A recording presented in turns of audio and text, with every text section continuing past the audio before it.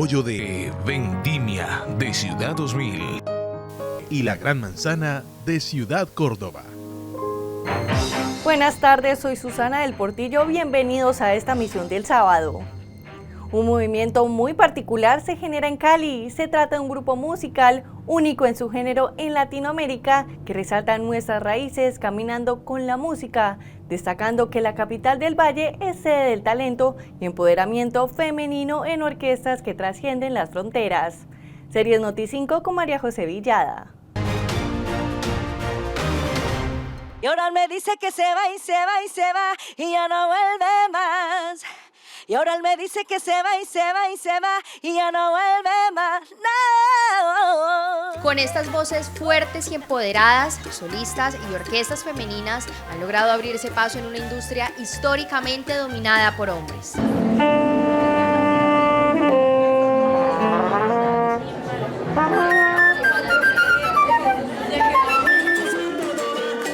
Hoy, la salsa se expresa en múltiples matices y ese sello femenino también eriza la piel y pone a bailar.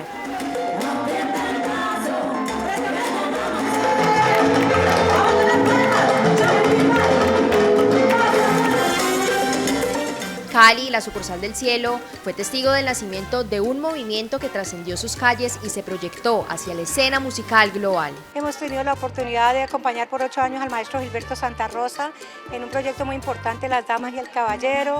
Hemos estado en latitudes como Indonesia, como Emiratos Árabes, muchas giras por Europa, Estados Unidos, y eso ratifica la fuerza que tenemos las salseras de Cali, el movimiento salsero en general de Cali y nosotras las mujeres. Llevamos un recorrido bastante extenso, bastante largo y hemos abierto un camino bien importante para las mujeres salseras de aquí de Cali y del mundo entero.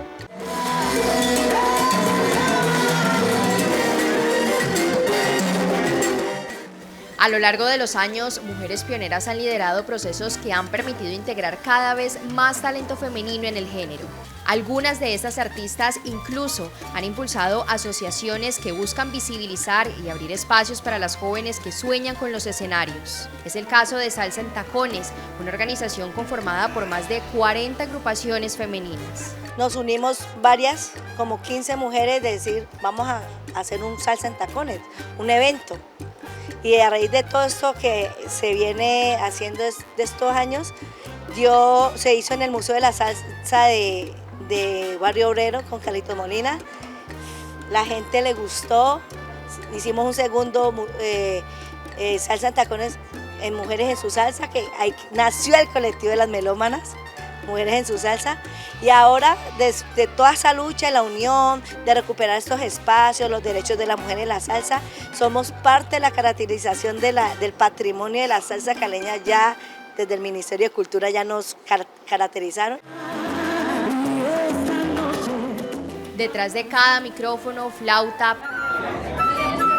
piano o saxofón, hay una mujer resiliente con una historia que merece ser contada. La salsa no solo es una pasión, para los caleños es parte de su identidad.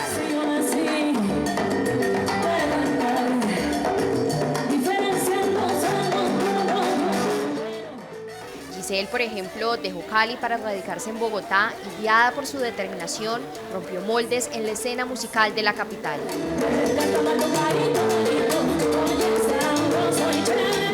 Me fui para Bogotá a buscar oportunidades y se me ocurrió la idea de poder formar una orquesta femenina en la ciudad de Bogotá. Hay orquestas femeninas en Bogotá, pero en este momento no están vigentes. Entonces, digamos que en este momento la orquesta de Bamba, la orquesta femenina de la capital de Bogotá, mira, ¿quién tiene? Hay una trompetista, hay la bajista, sí la tengo, no la tengo, llámala. Así, teléfono roto hasta que se pudo organizar toda la agrupación. En su agrupación convergen mujeres de distintas regiones y edades. Laura es una de ellas. Desde niña quedó cautivada por el sonido de la salsa. Gracias a su hermano descubrió el instrumento que marcaría su camino.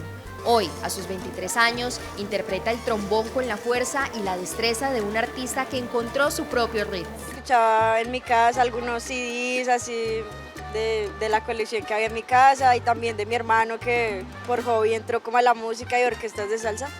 Y yo, no, ¿qué es eso que suena ahí? ¿Qué es eso que suena ahí? Me parecía espectacular todo el sonido, las orquestas así. Él me dijo, no, eso es un trombón. Y molesté hasta que terminé metida ahí también en la salsa y en el trombón. Las historias también viajan hacia el Pacífico. Linda Caldas, oriunda de El Charco, Nariño, construyó buena parte de su trayectoria en orquestas como Grupo Bahía y Los Hermanos Lebrón. Actualmente integra la orquesta femenina La Pacífico Big Band Fen, donde la salsa convive con los ritmos ancestrales del litoral. La música siempre estuvo en mí, creo que desde el vientre de mi mamá. Y mi hermano también, que es cantante de Guayacán, bueno, siempre estuvo la salsa, la música allí. Ahora la experiencia, digamos, de trabajar con mujeres ha sido una experiencia muy bonita, nueva para mí, pero además muy gratificante porque uno aprende que hay muchas artistas, o sea, uno dice, wow, qué bacano ver tantas mujeres empoderadas en la música, en la salsa, que ha sido un género tan machista. Yo soy la que fusiono la salsa, digamos, del género femenino. Desde la salsa, yo soy la que fusiono el Pacífico colombiano con la salsa. O sea, yo soy esa que me he lanzado por ese camino. El género ha cruzado fronteras y ha unido a mujeres de distintos países. Aimee y Ofelia, nacidas en Cuba, se han destacado como intérpretes y flautistas, llevando su talento a escenarios internacionales y sumando nuevas sonoridades a la tradición salsera. Muchas pasamos por diferentes situaciones donde nos vemos quizás colgando los sueños en una esquina, pero creo que en este momento el reagrupar, ¿no?, a todas las mujeres o algunas, porque son muchas que todavía no están en esta primera edición, que de alguna manera hemos estado ahí perseverando durante años para lograr el objetivo de trabajar esta música y en esta industria que es tan difícil. La idea es llegar a un momento donde no necesitamos decir si es hombre, si es mujer, simplemente estemos todas, que lleguemos a un festival y logremos ver que son mixtas las orquestas, ¿sí? Que llegues a un salsa al parque y tú veas que está mixto, que tenemos varias mujeres también tocando en las orquestas. Entonces, estos espacios nos abren las puertas a cada vez estar sonando y que nos escuchen y se den cuenta que sí podemos hacer música y la hacemos muy bien, bajo mucho esfuerzo y mucho sacrificio y nos estamos dedicando a esto. Yo aplaudo todo el proceso cultural que ha liderado la mujer en la música. Y hablando específicamente aquí de Cali, ha sido muy importante. El papel de la mujer en la industria dejó de ser tímido. Hoy es una fuerza que redefine el género, desde las pioneras que abrieron camino hasta las nuevas generaciones que fusionan tradición y modernidad. Su presencia no solo transforma el sonido, amplía la narrativa cultural de la música latina y consolida un movimiento que sigue creciendo. Por superar los topes permitidos, el Consejo Nacional Electoral sancionó la campaña Petro Presidente en el 2022. Se utilizaron recursos prohibidos y se manipuló información contable. Algunos sectores piden la destitución del mandatario por esta irregularidad que ahora tiene la Fiscalía General de la Nación.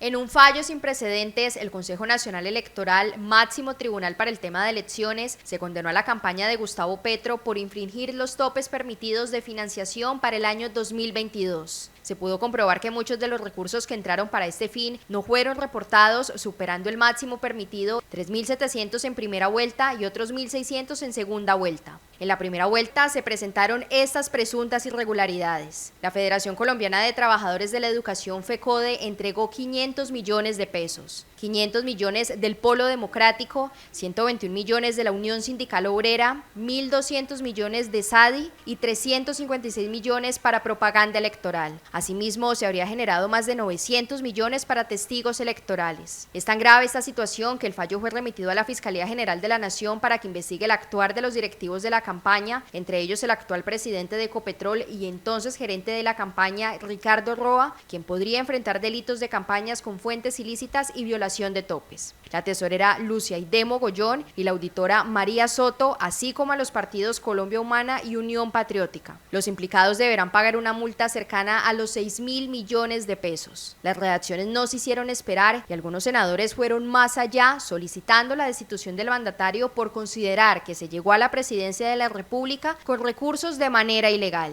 Gustavo Petro rompió los topes electorales en su elección a presidente y la Constitución es absolutamente clara.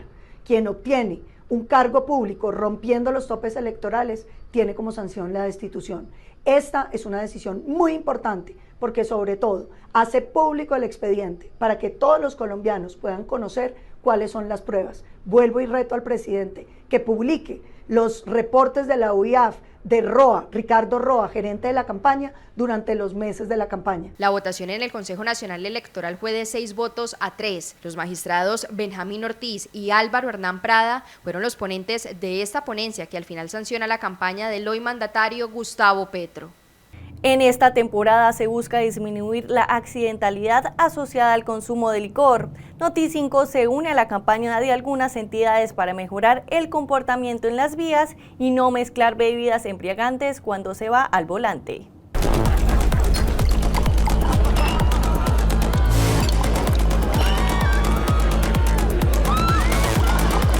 Mientras se acercan las fiestas de fin de año y la Feria de Cali, las autoridades en el departamento intensifican las campañas para prevenir siniestros viales ligados al consumo de alcohol, un riesgo que se repite en cada temporada festiva y que sigue cobrando vidas en el país.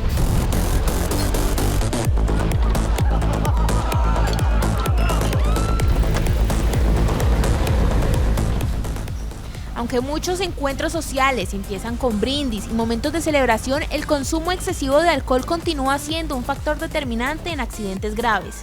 La embriaguez disminuye los reflejos, altera la percepción y afecta la capacidad de reacción, convirtiéndose en una amenaza directa para quien conduce y para quienes comparten la vía. Una sola decisión imprudente puede cambiar el rumbo de varias familias. El llamado institucional es claro: la responsabilidad debe acompañar cada celebración.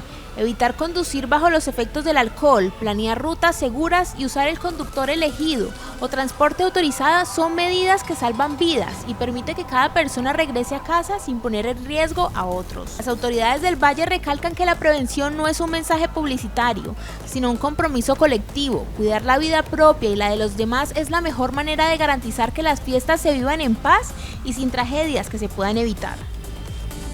ANIF reveló los resultados del estudio que indica que la informalidad en el país supera el 50%. La población ocupada se dedica a trabajos sin prestaciones sociales. El más reciente informe de ANIF sobre el mercado laboral en Colombia evidenció que la informalidad continúa siendo predominante y pone en riesgo la estabilidad económica de millones de trabajadores. Aunque la tasa de desempleo ha mostrado una reducción, el estudio advierte que gran parte del empleo creado en el último año no corresponde a posiciones formales. Nosotros en la última década tenemos más informales cuyo salario está por debajo del salario mínimo. Es decir, muchos informales se están quedando frente a esa vara de formalización del salario mínimo. Si el salario crece mucho, si el salario mínimo crece mucho, desafortunadamente muchos colombianos que están en el rebusque, pues se van a quedar frente a esa línea aspiracional que es el salario mínimo. Entonces, por eso, repito, hay argumentos para subir el salario mínimo. Según el análisis, buena parte de los nuevos ocupados trabaja por cuenta propia en actividades que no garantizan ingresos constantes ni permiten realizar aportes sostenidos al sistema pensional, lo que profundiza las limitaciones laborales y aumenta la vulnerabilidad de estos trabajadores. Toca hacer un trabajo muy transversal, no solamente desde el punto de vista económico, con todas las medidas necesarias para disminuir la informalidad, sino también desde la formación que necesitamos darle a esas personas que trabajan hoy en la informalidad y que son trabajadores de subsistencia. El documento también revela que la informalidad supera el 50% en varias zonas urbanas y alcanza niveles cercanos al 80% en áreas rurales, una dinámica que evidencia un mercado laboral debilitado, donde la permanencia en empleos formales es limitada y muchos deben regresar rápidamente a ocupaciones inestables. Debemos bajar el debate a los sectores productivos, a la microeconomía, a las personas de la tienda, a las personas del comercio, a las personas del sector agropecuario formal o informal, para entender cómo podemos mejorar desde los sectores productivos la capacidad de formalizarlos. De acuerdo con distintos gremios, esta situación exige respuestas urgentes que permitan reducir la vulnerabilidad, fortalecer la generación de empleo de calidad y mejorar las condiciones de vida de la población. Hasta mañana estarán abiertos los puestos de inscripción de cédulas para participar en las elecciones del 2026, también para el cambio de sede de votaciones con miras a las próximas elecciones. El país avanza en la preparación de las elecciones legislativas y presidenciales de 2026 y desde este 27 hasta el 30 de noviembre se desarrolla en Cali la segunda jornada nacional de inscripciones de cédulas. Son 216 los puestos habilitados en la ciudad y más de 11.000 en todo el territorio nacional, con horario de atención de 8 de la mañana a 5 de la tarde. ¿Quiénes tienen que cambiar de lugar de votación? Pues aquellas personas que cambiaron de lugar de residencia, aquellas personas que vivían al norte, se pasaron al sur, los que estaban en el sur se pasaron al oriente, al oeste, en fin. Una manera de romper la abstención es acercar tu puesto de votación al lugar de tu residencia. Actualizar el puesto de votación permite sufragar cerca del lugar de residencia y contribuye a un proceso electoral más ágil y seguro. Debes presentar tu documento de identidad en original, en cualquiera de las 3 presentaciones.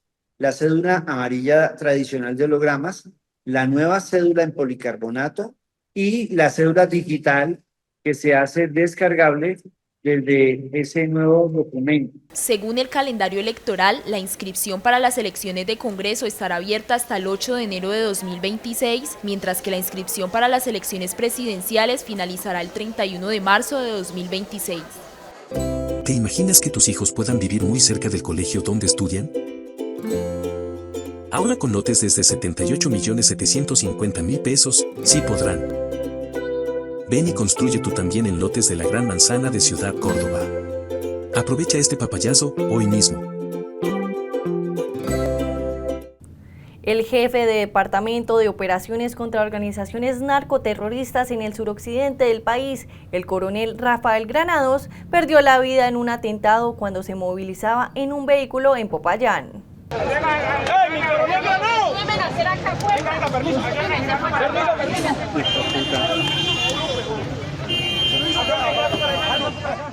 Este es el momento en que miembros del ejército y del personal de salud intentan auxiliar al teniente coronel Rafael Granados. La desesperación era evidente de quienes se encontraban en el lugar. El hecho ocurrió cuando el oficial se dirigía en su vehículo desde las instalaciones del cantón militar hacia la casa fiscal en el barrio Champañán de Popayán. En su recorrido es abordado por 2 hombres en moto, quienes le dispararon en repetidas ocasiones y tras ser herido pierde el control y se estrella. Se dirigía desde las instalaciones del cantón militar hacia la casa fiscal que queda sobre el barrio Champañat, donde es abordado por 2 bandidos en moto quienes realizan el ataque sicarial. De manera inmediata fue trasladado al Hospital San José, donde fue atendido por el personal médico. Sin embargo, falleció por la gravedad de sus heridas. Tras el ataque, tropas del Ejército Nacional y unidades de la policía activaron de manera inmediata los protocolos de búsqueda y reacción, reforzando la seguridad en la zona para evitar nuevas acciones criminales y avanzar en la identificación de los responsables. El ataque presuntamente estaría relacionado a las operaciones que el oficial venía liderando contra organizaciones narcoterroristas que delinquen en el suroccidente del país. La lupa está puesta sobre los congresistas que deberán decidir el futuro de la reforma tributaria. Dilataron la votación y se pide control estricto para evitar cambiar los votos por burocracia.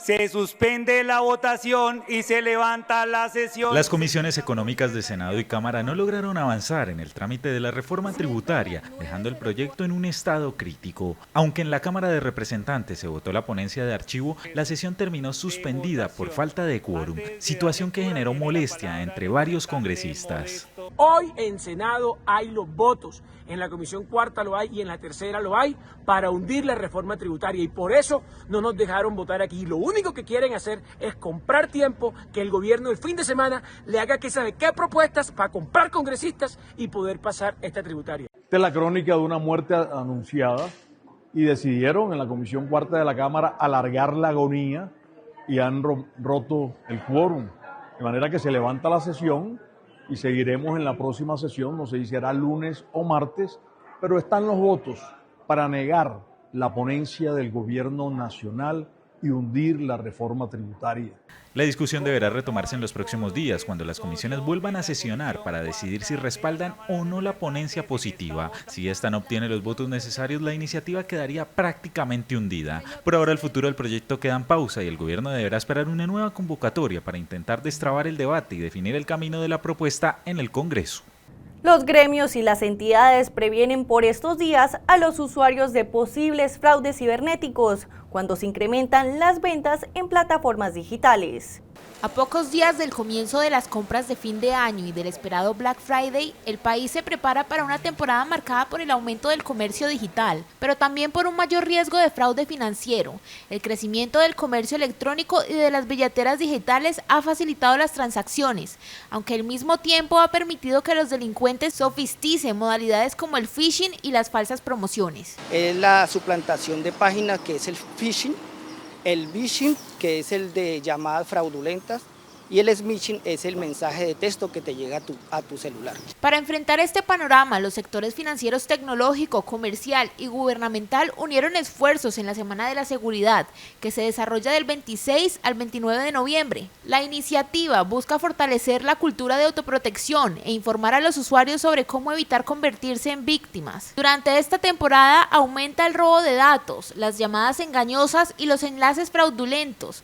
Por ello, expertos recomiendan desconfiar de mensajes y vínculos desconocidos, no entregar información personal por teléfono y verificar la autenticidad de las páginas antes de realizar pagos. En compras presenciales sugieren revisar los cajeros, no perder de vista la tarjeta y activar notificaciones de seguridad en los canales bancarios. Verificar en las páginas cuando vas a hacer alguna transacción, que sea la ideal o la oficial de cada entidad. Cuando te llamen por que te entregues información confidencial telefónicamente, no lo hagas, dirígete directamente a la entidad financiera. Aunque las plataformas digitales proyectan un incremento histórico en ventas, las autoridades insisten en que la mejor forma de disfrutar esta época es mantener la atención. Las ofertas pasan, pero proteger los datos personales evita pérdidas económicas y un cierre de año con dificultades. La discusión del incremento del salario mínimo durante el mes de diciembre debe hacerse de manera concertada entre gremios y centrales obreras y no como el gobierno lo ha anunciado. La Asociación Nacional de Instituciones Financieras resaltó que el debate debe ser técnico y no político.